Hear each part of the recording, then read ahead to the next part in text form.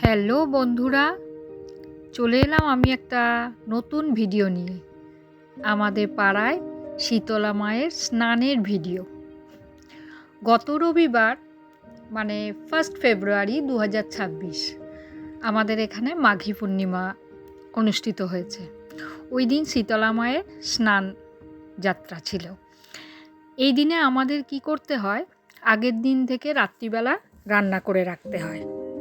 মায়ের স্নানে সকালবেলা আমরা কেউ উনুন জ্বালতে পারবো না।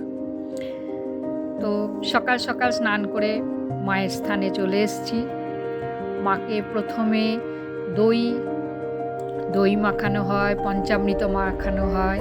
তারপরে আমরা সবাই গিয়ে না মাকে একটা করে ডাব দিয়ে আসি, সেই ডাবের জলে মাকে স্নান করানোর জন্য। এই যে দেখতে পাচ্ছ তোমরা ভিডিওতে, মাকে ব্রাহ্মণরা মানে একদম মন দিয়ে স্নান করাচ্ছে।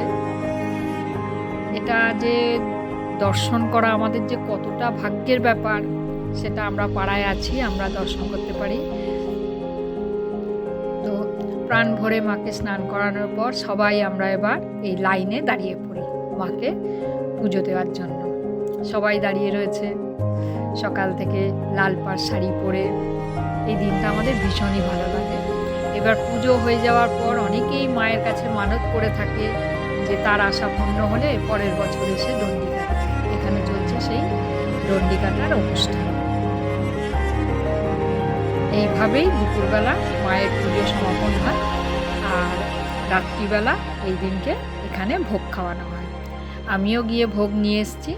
সেই ভিডিওটা আর আমি করতে পারিনি, কেননা আমি আর খুব একটু অন্য কাজের ব্যস্ততা ছিল, আর সকাল থেকে খুব দৌড়োদৌড়ি করেছি, তার জন্য একটু ক্লান্তও ছিলাম। তো এইভাবে আমাদের এই দিনটা খুব আনন্দের মধ্যে কেটেছে। তোমাদের কাছে আমি একটু ভিডিওটা শেয়ার করলাম, তোমরা দেখো কেমন লাগে। যদি ভালো লাগে একটা লাইক করে কমেন্ট করে আমাকে জানিও।